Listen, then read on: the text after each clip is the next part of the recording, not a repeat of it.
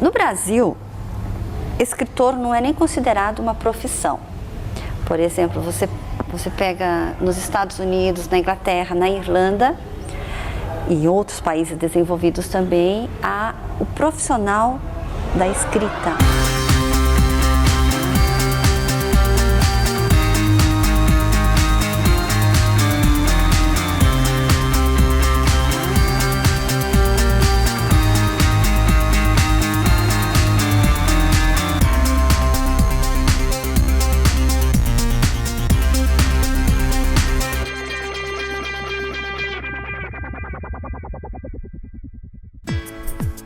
O programa Gente em Destaque vai conversar hoje com Marisa Miras. Ela trabalha em um banco, mas se dedica à literatura há algum tempo. Lançou livros, participou de debates e fóruns sobre livros e ocupa a cadeira número 22 na Academia Jacareiense de Letras, cujo patrono é Aloísio Azevedo. A entrevista foi gravada no auditório da Câmara Municipal de Jacareí e Marisa falou um pouco sobre a sua trajetória, das inspirações para os escritos e as referências que fazem parte de seus pensamentos. Bom, Marisa, eu quero agradecer a sua presença aqui no nosso programa, por ter aceitado a nossa entrevista. Eu queria começar falando com você sobre literatura, né? Que é suas paixões.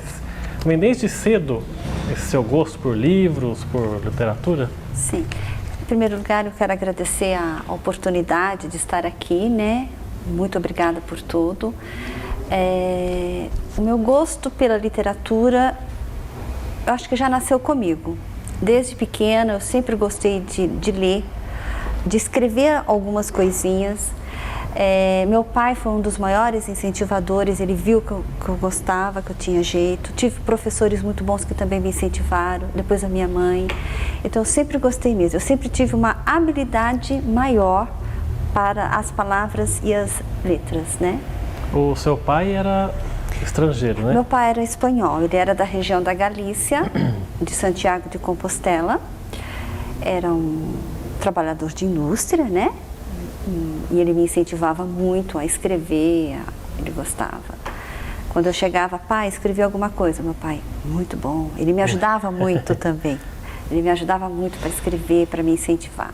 Foi isso. Ele era carpinteiro? Ele era carpinteiro, mas trabalhava em indústria, né? Depois ele se tornou até chefe da seção dele, mas ele era carpinteiro. Ficávamos nós dois, meu pai cortando as tábuas, né? Com lápis de carpinteiro. Na realidade, eu comecei a escrever, acho que com lápis de carpinteiro mesmo. E que tipo de educação você recebeu dos seus pais?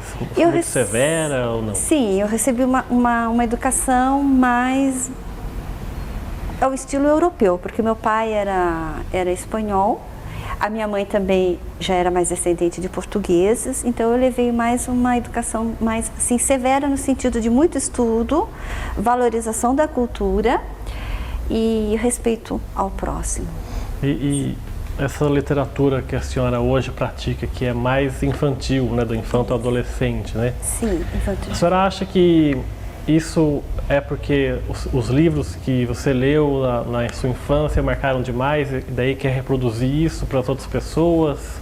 Pode até ser, porque somos todos influenciados pelo que lemos, pelo que vivemos, pelo que vivenciamos, né?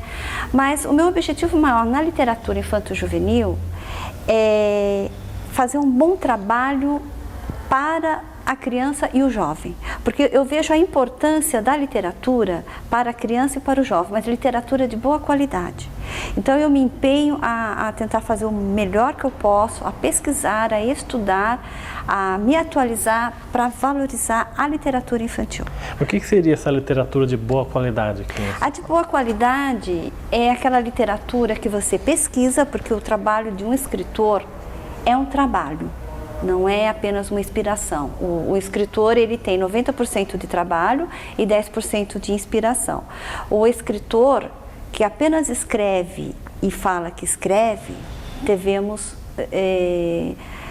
tomar um pouquinho mais de atenção. Mas aquele escritor que estuda, pesquisa, se atualiza, esse sim pode ser considerado de boa qualidade, porque ele pesquisou, ele procurou e ele estudou.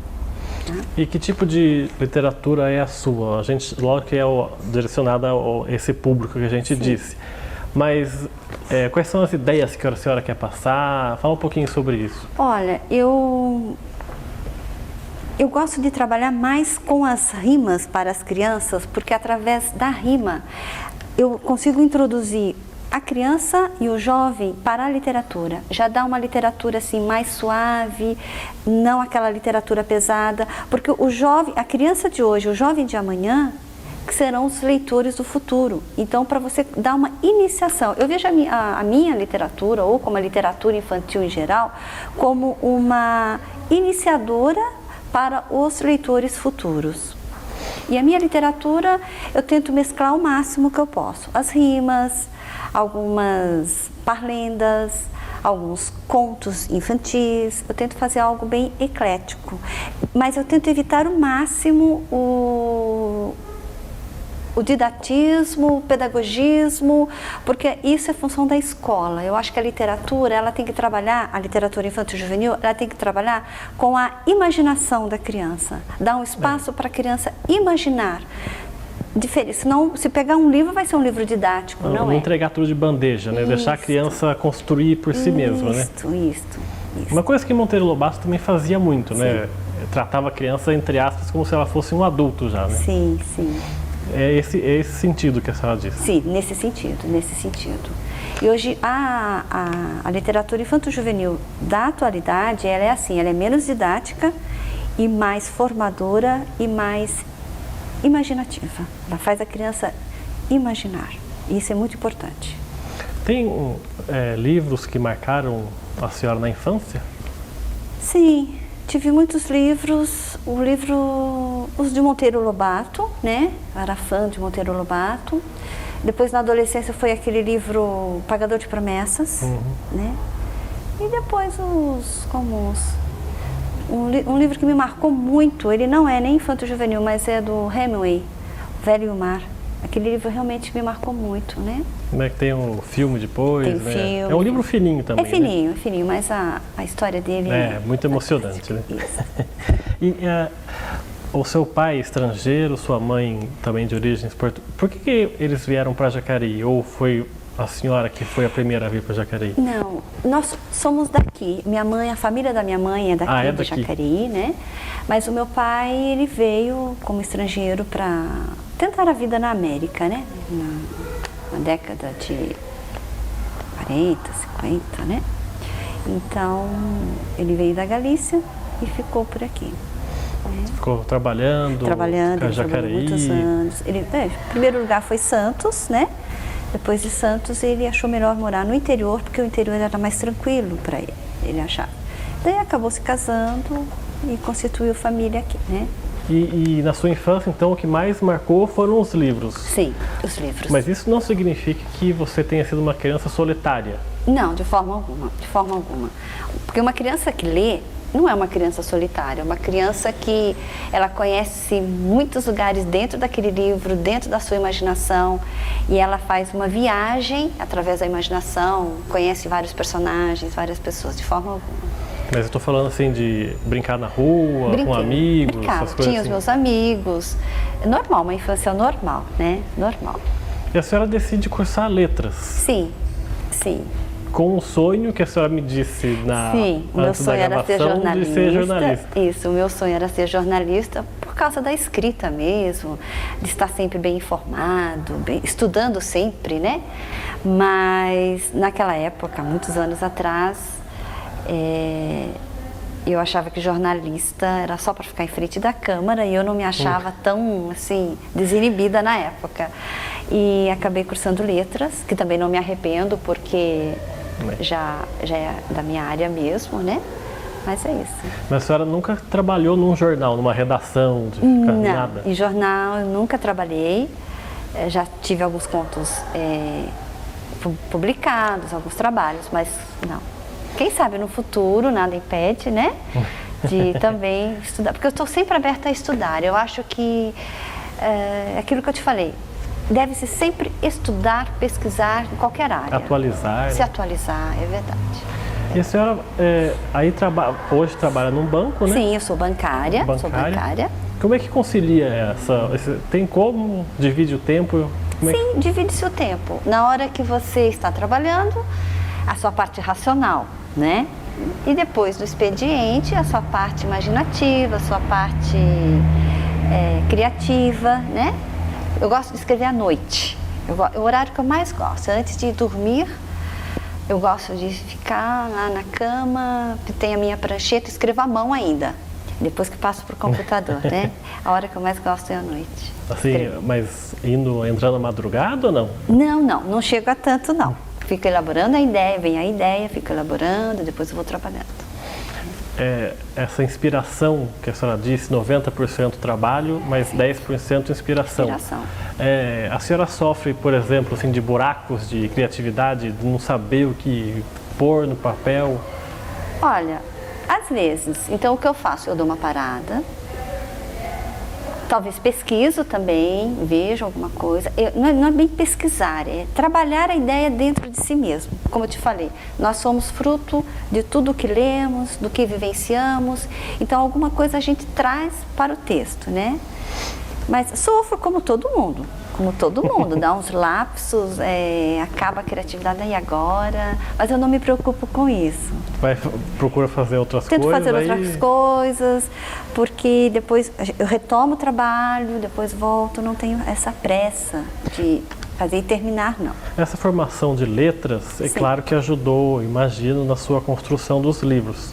Mas a senhora chegou a dar aulas também, não? Não cheguei a dar aulas. Não cheguei a dar aulas porque eu da faculdade, já entrei para o banco e aí eu decidi ficar no banco e não cheguei a dar aulas, não. E essa importância de ter feito letras para a sua literatura, ela acrescenta de que maneira? Olha, ela acrescentou muito na rigidez que eu tenho na hora de escrever, no policiamento que eu mesma faço, naquela crítica que eu mesma faço antes de apresentar um trabalho. Letras abriu um espaço muito grande na minha mente, na minha vida, para que eu pudesse conhecer muitos autores, conhecer bem a gramática e também, por isso mesmo, por ter um conhecimento disso, ter um policiamento maior na hora de escrever. Mas a senhora é muito crítica com a senhora mesma? Comigo mesma. Inclusive, alguns trabalhos, quando eu chego a fazer e apresentar, é porque já passou por um crivo, realmente, porque eu gosto de apresentar um trabalho bem feito, para não perder o meu tempo e não perder o tempo do leitor. Eu acho que fazer um trabalho mal feito, não faça. Você tem que não deixar a outra pessoa perder o tempo valioso dela, porque um tempo de leitura é um tempo valioso. A pessoa vai se dar aquele tempo para ler. Então, que leia algo realmente de qualidade, leia algo que realmente emocione, algo que transforme a pessoa. Essa rigidez, assim, para chegar na perfeição, é uma coisa muito crítica ou não? Você tem que desapegar. Né? Você tem que desapegar, você tem que ler, escrever, ler, revisar, né? E depois você vê, tem que nascer, não pode continuar mais ali, tem que nascer, tem que ir, não tem que ser solto para o mundo, né?